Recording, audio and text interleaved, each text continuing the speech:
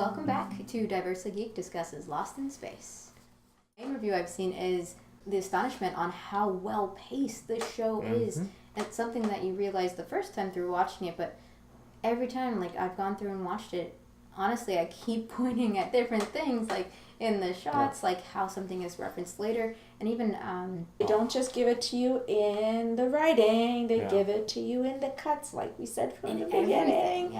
So it's huge. One of the biggest one is Dr. Smith. Yep. Right from the beginning, her character from the beginning, the camera movement is very erratic. It feels like the guy's carrying the camera around with him. It's not static. It's not still. Until they finally get to the Jupiter of the Robinsons, that's when the camera starts becoming more still. But even then, it's still in motion throughout the whole time in her scenes. And you see, Will Robinson, same thing. The robot, it's completely static. The father, Robinson, he's completely static. John. Yeah, John. He's completely static. And there's certain characters that are completely static. Like the scene with Dr. Watanabe. He's on the side of the frame always. And he just has the expanse behind him. And it's very still. It looks like a photograph. It's amazing how they do that. Definitely. I mean, we can go into honestly all the characters, but with Dr. Watanabe, I love how he is always tied into nature because of his profession, but the shots are always him in nature and him in reverence of nature and the biology of this planet. And when I say reverence, it's something I think that is an attribute of not just his profession, but also his culture.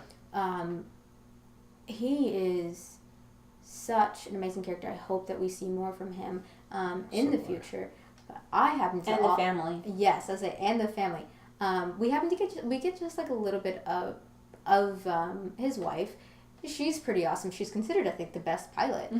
She is. By the entire society. And then their daughter is, I think, my second favorite character. We see again maybe 5 little scenes of her, but she's like this. I guess she's technically sassy, but she's sassy in a way that's super just real. Say when asked how long is this gonna take? Oh, it's gonna take 3 hours. Let's make it 2. Do you want me to lie to you or just change the laws of physics? I love how real she is, and also how supportive she is. That's something I realized watching back. She was always very supportive of Judy and the Robinsons.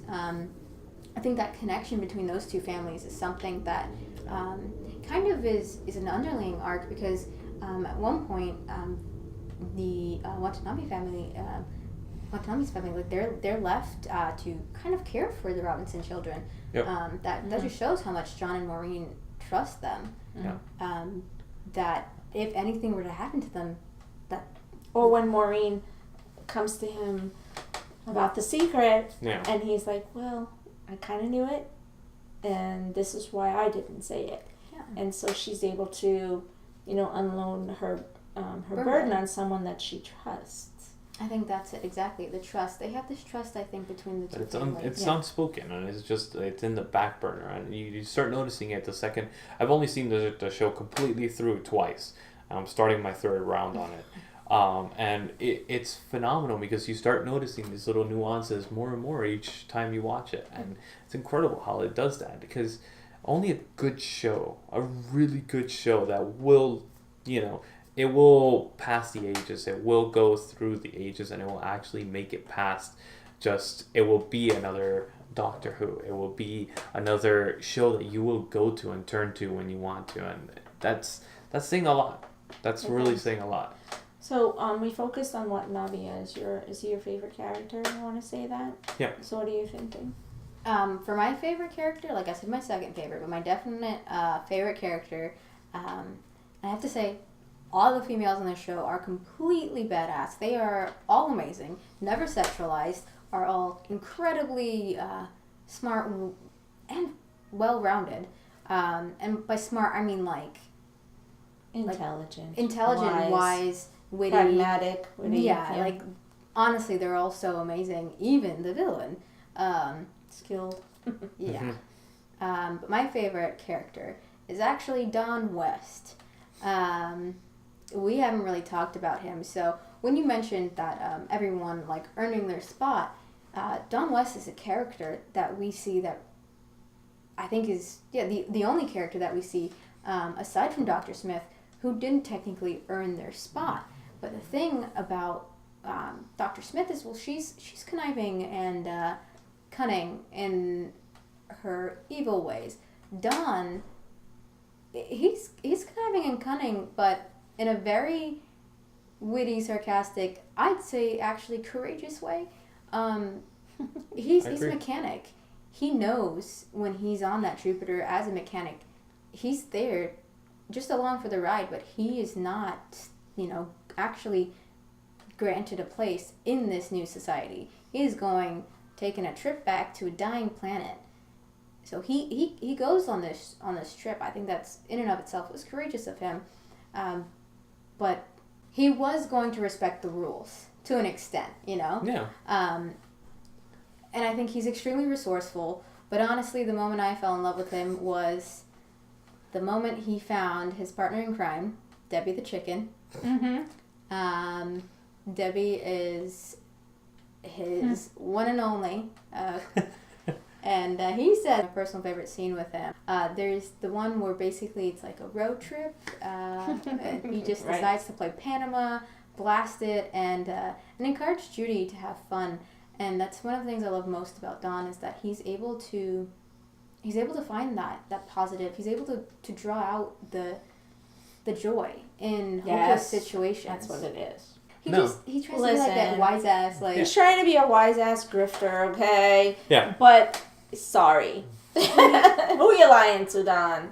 Unfortunately, he has a heart of gold. But that's not unfortunate. I know. Yeah. Yeah, and you see that from the moment with the chicken, honestly, but then with Angela. That scene in the desert even where when he hugs the chicken. Even when he has to save Dr. Smith from the very get-go. I looked at him and I was like, actually, that's very true. At the very beginning, he doesn't have to. It's something that we always thought about. It's like he saves Dr. Smith. Yeah. She never, recognizes that. Then he saves his chicken. Then he saves Angela. But the way he saves Angela, he carries her for how long? And it's something that was actually never really that's a positive attribute to Don though, because he never asks for recognition. Nope. Or compensation. Because he never has. Yeah. So I like that grimy character that can actually say, I've done a lot with my life, but I'm not going to stand in the limelight for it. I don't need the recognition. I don't need to stand out amongst everybody else. With Dr. Smith, I think she doesn't just do what she does for her own survival. I know that's what is shown that the character believes is what she's doing. Yeah. But we see there's so many little things that she does, so many little cunning, sly, manipulative actions that she takes just because. And that's what's evil about her character. Is that evil though? Because she gives her hints at what she's going to do. And she kind of gives... I'm going to play devil's advocate here. But the way she does it, she gives little hints before she does things. And she kind of allows people to see if maybe they could figure it out. And I think that's a very interesting psychological aspect of it because that's what she is. Right. A psychologist. So I wonder if what she's doing is just effing with people's minds and making them trying to see if they could figure it out and if they could outsmart her. Maybe she's trying to see if somebody could actually be more intelligent than her. Which is what technically Maureen does. In a way, not spoilery, but she does. What does she do? She has the utmost respect for her. Yeah, actually she does. And we do see Dr. that. Smith for Maureen? Yeah, correct. she does. Yes. So that's how she earns her respect. I do agree with that. She does. Ultimately speaking, everything that Dr. Smith does is for the purpose of her own survival. That is the beginning and the end of it. It is what it is. Yeah. It is to get her from point A to point Z. It is what it is. But isn't that what we all do? Means, and isn't that what the Robinsons do? So if it means that in between at point D, she supports them, and she supports them here at point J, that is what will happen, because in the long run, she knows that's for her better good. Anyway, that's for the greater good for her. And we can understand that point A to Z a whole lot better after you've seen season 1, and you'll understand that. But don't the Robinsons do the same thing? Oh, don't they all do the same thing? Exactly. Doesn't in the long run Victor do the same thing? What makes her evil about the approach that she does? Besides certain events that occur, that yes, I will give it to you. You mean that it hurts people? So, but certain things that the Robinsons do and other families do hurt people too. So I think the difference between that line that gets blurred between what is the good actions you're and discussing bad actions. moral ambiguity here, so that's I think that line is ultimately having the discrimination to know in what you're doing what positive and negative impact will it have. And Dr. Smith does whatever she can for her survival, no matter the impact. Right.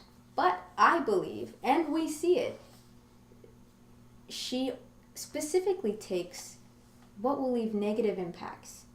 And I think she takes those the routes that have negative impacts because of, honestly, the psyche that she has had growing up. It's kind of, what she was, raised to have. It doesn't mean she's, this completely evil 100% character. She's a flawed human being. Yep. Yeah, exactly right. And I think that's what you're intimating. That's the point, yeah. But I was going to say to you, do you remember the scene when they have to do the expansion of the Jupiter? Mm-hmm. And they have to look at the scene on Alpha Centauri, like the video of Alpha Centauri, and they're looking in it, and Penny's like, yeah, place looks awesome. And then they walk away to do the expansion, and she just continues looking. And her image is reflected in the video. And her face is so hopeful. And it's so completely, I would say, authentic and genuine in that moment. And you realize, okay, there is that person exists in there. And that she, like anyone else, is hopeful that this can exist for her, or that she could have earned it. Or that she has a right to it. Maybe she's trying to finally prove herself, and for a society that has never approved of her, and she's looking for the final acceptance, which she has never received anywhere she's gone. No matter how she has to get there, she's looking for that final acceptance. No, but honestly, it's the way that she knows how to do it. Yeah, that's the way she's lived her whole life, is grifting and conniving to do it. But like I said, again, like she knows she's taking like the negative routes. She also knows when there are the routes that can be positive. Cool. And we see her take them sometimes, which is why, there is that more ambiguity to that character. And that's something that is 100% credited to the writers, because in the original Lost in Space series and movie, Dr. Smith is not a character that has such depth where we can have this conversation. It's just a clear-cut character. But we're able to discuss this moral ambiguity because we see someone who has been raised to have the specific psyche that affects everything that she does, to the point where it's just kind of this inbred autopilot navigation on how to live her life. Yeah. Doesn't mean I like her. Physically, to have a character make me cringe and feel uncomfortable every time she did her whole manipulation through her words to twist everyone's psyche. She's a master of manipulation, and I think Posey Parker is her name, the actress. Yes. Mm-hmm. Flawless. Amazing job. You ever seen a person who you can read everything you have to read on their face? Through their eye expressions, not just of the face, but through their movement of the eyes, the brightness of the eyes, the quivering of the lips. this is your actress. And not exaggerated. Not exaggerated. She's very subtle about every little movement of her lip, every movement of her eye. It's done in such a way that it's not over dramatized. And I'm playing devil's advocate here with this particular character, but that's fine. I don't see her as, she's not my favorite character, but I do like her story because it kind of brings this question up. It's like, I love her story. is she a bad person? And this is the question that you keep asking yourself and coming back. Wait a minute. She asked herself the same question. Exactly. Yeah, like, just so you know. And I think when we see those characters, they're not often done so well. Like, am I a bad person or am I a result of society and the society that raised me the way it has? And I think that's something that we love about these stories when we see the characters. I mean, people that relate to that. I personally relate to the characters who see that, but then rise above it to make all the good choices, to do what they can to leave a positive impact on people. I think that's part of humanity, seeing that, those two sides of the spectrum.